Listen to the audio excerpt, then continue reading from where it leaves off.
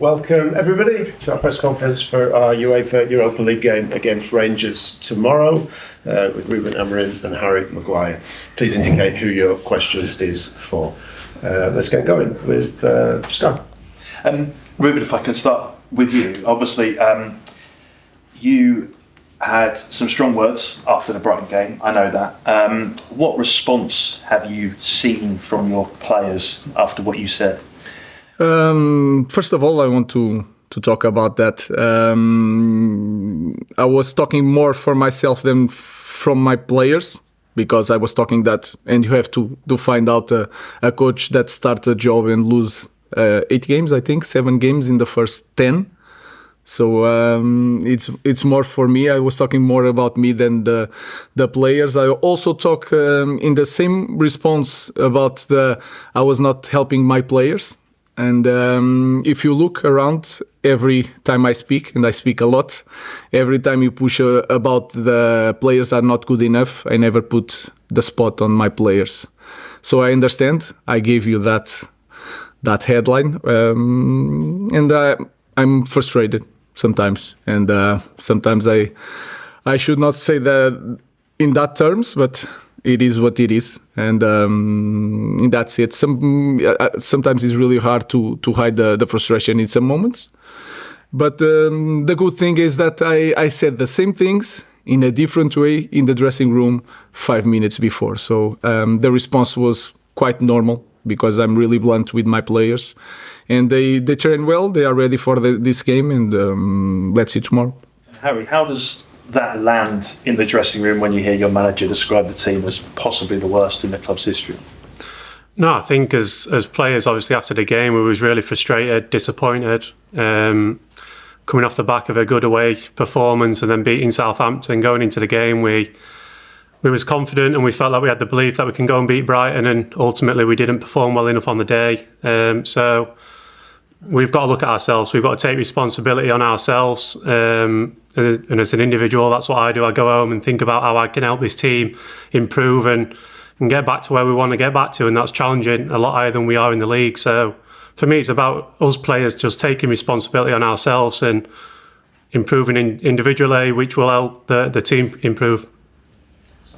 Harry, you played quite well recently. I know things haven't been going so well for the team, but the manager said last week you're a leader again. Do you feel as though it has benefited you not being the captain of the club? Because, as you said recently, your form over the past 18 months has been quite consistent. No, I wouldn't put it down to that, to be honest. Whether I'm captain or not, I do see myself as a leader in this group of players. I'm experienced now. I've been at the club over 5 years, and I know that in times when you play for this club that there's so many ups and downs, and every game that you lose, there's a lot of scrutiny on the players, and players get targeted. And I think that's part and parcel of playing for this club. You've got to accept and take the responsibility on. And I think, look, I look at previous players, and I've spoke about this before, the likes of players like Wayne Rooney and David Beckham. They had large amount of scrutiny on them, and they was world-class players. So if it can happen to them, it can happen to anybody, and it's part and parcel of playing for this club. And listen, playing for this club's a huge privilege and a huge honour, and I wouldn't change it for anything. Just regarding that scrutiny, I mean, Joshua Zirkzee had some dreadful stick a few weeks ago, and he's played well since. Did you ever speak to him, because you've been through similar experiences at times? No, I sent him a message privately after the game. But listen, Josh is a good player. You don't play for this club if you're not a good player. He's got to bring that belief out and that confidence out in himself. And I always say in football, there's always another game, and there's always a next opportunity. And with Josh obviously coming on against Arsenal, he really changed the game for us. And then to score that winning penalty, probably give him a lot of confidence and belief that he belongs at this club. So the fans have been brilliant with him. We have amazing fans, and they stick with us through thick and thin, and when times are tough, they really get behind you and support you. And I felt that, and Josh, I'm sure, would have been feeling that over the recent weeks. But it's not really about individuals; it's more about as a team. We're disappointed as a team. We want to get higher in the Premier League and start challenging at the top end of it. And this season, ultimately, we haven't been good enough. So, Harry, can you explain? You say all the players are good players, and clearly they are the top-end Premier League players in theory, but you're not, as a team at the moment, a top-end Premier League team or playing anything like it. Can you explain why that happens? If I could explain it, I think we'd change it straight away. I think, like you said, we've got players who's played numerous games internationally, won lots of trophies in club football. But at the moment, we're not playing well enough as a team, and the league table shows that. So I can only keep going on about it. We've got to take responsibility on as players. We've got to stop looking for excuses and blaming things. And it's really important that as an individual, you improve yourself, you come into training, you give absolute everything, and that's only what we can do. Sorry, Ruben. I take on board what you said right at the start, but if you're taking responsibility away from the players, then you put it on you, and someone has to take responsibility for the fact that Manchester United are 14th in the... I'm not taking responsibility from the players. What I'm saying that is the message that you guys show was that I was putting on the players. What I was saying is that you have to look really hard to find the team of Manchester United in 10 games that lose 7 games. In that is on me, because it's the same players doing worse with a new coach. That's my only concern in the moment. But I'm not taking anything from the players. What I'm saying is that we have to improve in the details, and I explained that. The way we play, we are too nervous with the ball, too nervous, really anxious. And then if you have a little bit experience in this game, when you fall in this type of context, it's really hard to go up, especially when you are a massive club. So that was my only point. It was the best point to do it after that loss in the way I do it. Maybe not, but it is what it is. And I'm like that all the time. So I'm not taking responsibility for the players. I'm saying, I'm really, really direct in things. I'm saying in this moment, we are performing really bad. And our results are really bad in the moment. So it's everything together, the players, the staff, the technical stuff.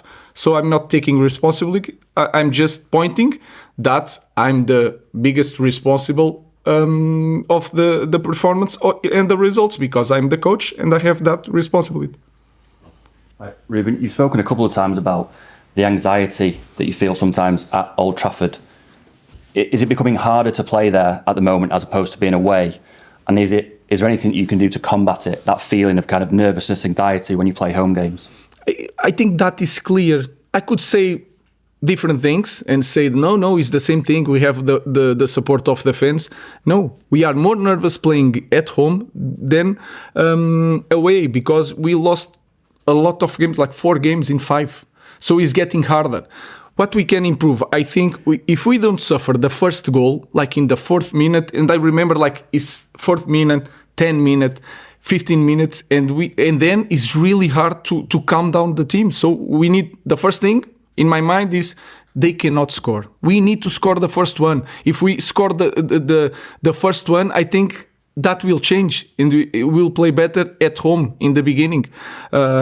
So that's it. I think it's really clear. We are really anxious playing, especially at home, and we are suffering goals, and then it's really hard. So I think it's clear for everybody that is getting harder to play at Old Trafford. Jamie. I think you said previously, a couple of weeks back, there's a storm coming, yes? So it's fair to say you're in the storm, yeah?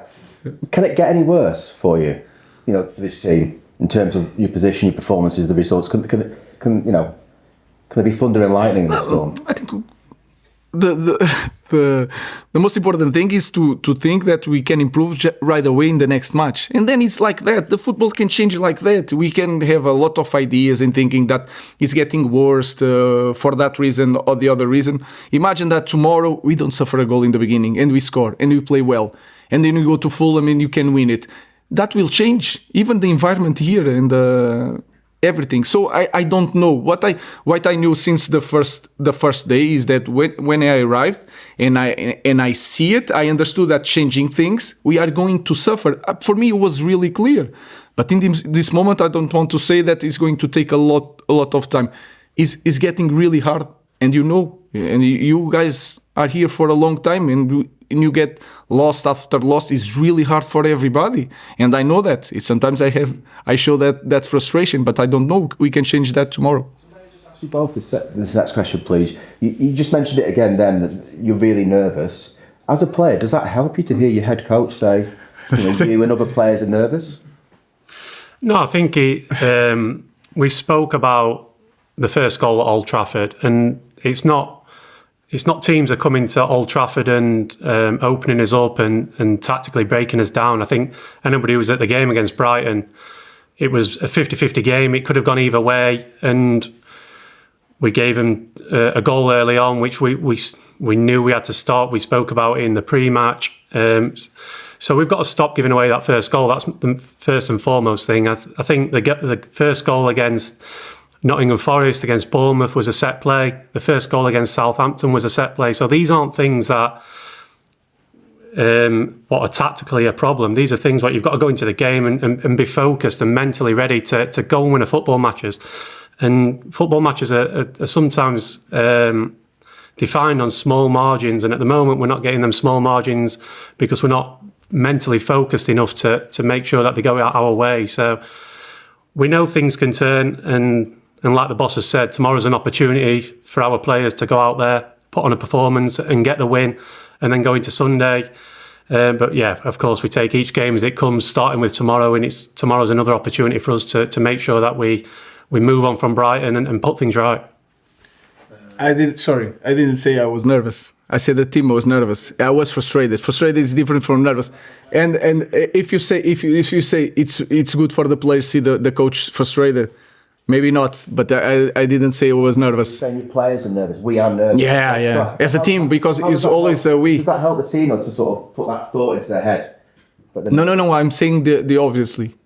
If you want, I can be delusional and say different things. Right. I say it as I saw it, and I said to the players, and I said to you, I think it's a good thing to be really honest with you. If you want me to say different things, you saw one thing, I saw one thing, and I tell you a different thing, I can start to do it. It's easier for me.